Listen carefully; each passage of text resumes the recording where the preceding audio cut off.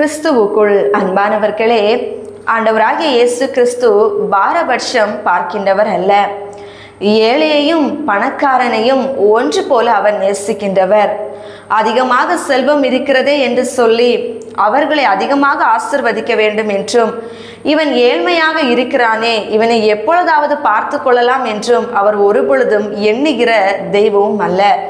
வேதத்திலே யாக்கோபு 2ஆம் அதிகாரம் 1வது வசனம் முதல் சொல்லுகிறது, நீங்கள் விசுவாசத்தை அறிந்திருந்தும் ஆலயத்திற்கு போகிற பொழுது அங்கே மினுக்கான வஸ்திரமும் பொன் மோதிரமும் அணிந்த ஒரு ஐஸ்வர்யவான் வருகிற பொழுது அவருக்கு மிகுந்த கனத்தை கொடுத்து அவரை உயர்ந்த இடத்தில் அமர வைத்துவிட்டு, கந்தையான வஸ்திரம் தரித்த ஒரு தரித்திரன் அங்கே வருகின்ற பொழுது அவரை ஏறெடுத்து கூட பார்க்காமல் அற்பமாக அவரை உதாசீனப்படுத்துகின்ற பொழுது, நீங்கள் தேவனுடைய விசுவாச பிரமாணத்தை பரீட்சை பார்த்து பாரபட்சத்தோடு கூட செயல்படுத்துகிறபடியினால் நீங்கள் தேவனுடைய பிரமாணத்தை மீறி நடக்கின்றவர்களாக இருக்கிறீர்கள் என்று வேத வசனம் நம்மை பார்த்து எச்சரிப்போடு கூட சொல்லுகிறது.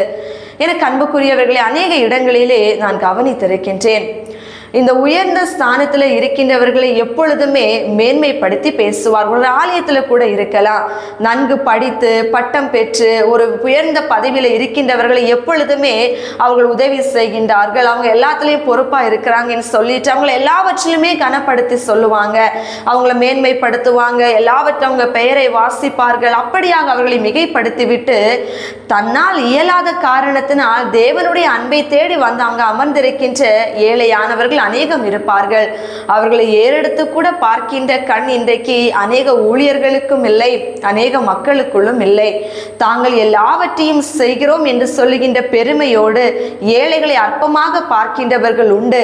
ஏழையானவர்கள் வந்து கை நீட்டுகின்ற பொழுது தன்னால் உதவி செய்ய திராணி இருந்தும் தனக்கில் இருக்கின்ற பண திமிர்களினாலும் ஐஸ்வர்யவான் என்கின்ற மதியினத்தினாலும் ஏழைகளை அசட்டை செய்துவிட்டு போகின்ற மனிதர்கள் எத்தனை பேர் தெரியுமா? அநேகர் இன்றைக்கு ஒரு வாகனத்தில் 4 வீலரில் கூட டிராவல் பண்ணாமல் இருக்கிற எத்தனையோ ஏழைகள் இருப்பாங்க தெரியுமா? ஆனால் ஒரு லிஃப்ட் கேட்டால் கூட கொடுக்காத எத்தனையோ பணக்காரர்கள் இன்னைக்கு இருக்கிறாங்க, செல்வந்தர்கள் இருக்கிறாங்க. ஏன்னா அவங்கள அசட்டை பண்ணுறது, அவங்க எல்லாம் நம்முடைய இந்த உயர்ந்த வாகனத்தில் அவங்கள ஏற்றி உட்கார வைக்கிறதுக்கு அவங்களுக்கு அந்த தகுதியாக இருக்கிறதுன்னு பார்க்குற ஸ்டேட்டஸ் பார்க்குற கிறிஸ்டியன்ஸ் எத்தனை பேர் தெரியுமா? நான் மற்றவங்கள சொல்லலை, கிறிஸ்தவ ஜீவியம் என்று சொல்லி கிறிஸ்தவன் என்கின்ற அடையாளத்தோடு கூட உண்மையான கிறிஸ்துவின் அன்பு அற்றவர்களாக அலைந்து திரிகின்றவர்களை குறித்து நான் பேசிக் கொண்டிருக்கிறேன். என் இயேசுவுக்கு முன்னால ஏழை பணக்காரன் வித்தியாசம் இல்லை. நீங்க எவ்வளோ பெரிய செல்வந்தனா இருக்கலாங்க, எவ்வளோ அழகுள்ளவங்களா இருக்கலாங்க, நீங்க அள்ளி அள்ளி ஊழியங்களுக்கு உதவி செய்கிறவங்களா இருக்கலாம், இல்லையே நீங்கள் ஊழியத்திற்கு என்று ஆலயம் கட்டி கொடுக்கிறவங்களா இருக்கலாம், தாங்குகிறவங்களா இருக்கலாம், எப்படிப்பட்டவங்களா இருந்தாலும் பரவாயில்லை. ஆனா உங்க சுபாவம், உங்கள் இருதயம் ஏழைகளை ஒரு அசிங்கப்படுத்துற மாதிரியும் அற்பமா எண்ணுகிற மாதிரியும் அவமானப்படுத்துகிற மாதிரியும் உங்களுடைய செயல்பாடுகள் இருக்குமே ஆனால் நீங்கள் எத்தனை கோடிகள் அள்ளி அள்ளி எந்த காரணத்துக்காக ஊழியத்திற்கு என்று செயல்படுத்தி கொடுத்தாலும் அது தேவனுடைய பார்வையில் மதிக்கப்படத்தக்கதாக ஏற்றுக்கொள்ளப்படத்தக்கதாக இருக்காது என்பதுதான் வேதத்தின்படி சத்தியமான ஒன்று. முதலாவது, கிறிஸ்து எப்படி அன்பு பாராட்டினார் என்பதை நினைத்துக் கொள்ளுங்கள். அவர் ஏழைகளை எப்படி நேசித்தார் என்பதை நீங்கள் அறிந்து கொள்ள வேண்டும். ஏழைகளுக்கு அவர் பங்காளர், பாவிகளை ரட்சிக்கிற இரட்சகராக இந்த பூமியில் அவர் வாழ்ந்து சுற்றி திரிந்தார். குஷ்டரோகிகளை கூட பிணியாளிகளை கூட அவர் சற்றும் அவர் ஒதுக்காமல் தன்னுடைய கரங்களினாலே அவர் சுகப்படுத்தினார், அவர்களை கட்டி அணைத்தார், முத்தமிட்டார். இப்படி எத்தனை அன்புள்ள தெய்வம்! இன்றைக்கு பிணியாளிகளை பார்த்தா ஒதுங்கி போகின்றோம். ஏதாவது முடவர்களை பார்த்து நம்மிடத்தில் வந்து நின்றால் அவங்க வஸ்திரம் இன்றைக்கு இவ்வளோ கந்தையா இருக்கிறதே, ஒரு நல்ல உடை உடுத்தலை, இவங்க எவ்வளோ ஒரு நல்லபடியான ஒரு நீட்னஸ் இவங்க கிட்ட இல்லை, இவங்களையெல்லாம் நம்ம கிட்ட எப்படி ஏற்றுக்கொள்வதென்று அசிங்கமா நினைச்சிட்டு ஒதுங்கி போற கிறிஸ்தவர்கள் எத்தனை பேர் இருக்கீங்க எனக்கு அன்புக்குரியவர்களே?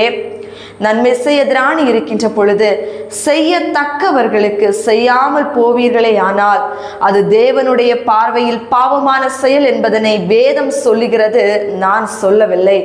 எனவே இன்று முதல் உங்களுக்குள் நான் ஒரு ஐஸ்வர்யவான் என்கின்ற ஒரு மதீனத்தோடு கூட நீங்கள் வாழ்ந்து கொண்டிருந்தால் தயவாக கிறிஸ்துவின் அன்பின்படி இறங்கி வாருங்க. மதீனத்தோடு கூட தலைக்கணத்தில் நாம் உயர்ந்த இடத்தில் இருக்கிறோம் என்பதை இருந்து நினைத்து கொண்டிருந்தால் ஏசப்பா எப்ப தூக்கி கீழே தள்ளுவாருன்னு நமக்கே தெரியாது. இங்கே எங்கே தூக்கி போடாட்டாலும் பரலோகத்துக்கு போகணும்ல, அங்கே இடம் கிடக்காட்டி எங்கே போகணும் நமக்கு தெரியும்ல எனக்கு அன்புக்குரியவர்களே. எனவே கர்த்தருக்கு பயந்து வாழுங்க, நியாயப்பிரமாணங்களை உண்மையா பின்பற்றுங்க. கர்த்தர் உங்களை ஆசீர்வதிப்பார். ஜெபிப்போமா? அன்பின் நல்ல தகப்பனே, ஏழை என்றும் செல்வந்தன் என்றும் பாரபட்சம் பாராத அன்புடையவர் நீராயிருக்கிறீர். உம்மை அறிந்து கொண்ட பிள்ளைகளாகிய எங்களுடைய இருதயங்களோ மாறுபட்ட கோணத்தில் வேலை செய்து கொண்டிருக்கிறது. உயர்ந்தவர்களை ஒரு விதத்தில் கனப்படுத்தி பேசுகின்றோம், ஏழையானவர்களை ஏழை என்று ஒதுக்குகின்றோம், அற்பமாக பேசுகின்றோம், அற்பமாக எண்ணுகின்றோம். உதவி செய்ய இயன்றும் கூட இயலாதவர்களைப் போல அவர்களை விட்டு நாங்கள் கடந்து செல்லுகின்றோம்.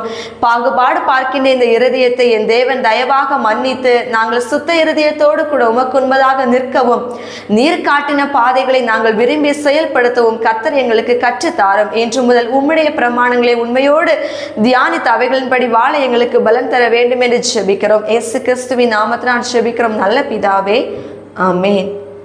God bless you.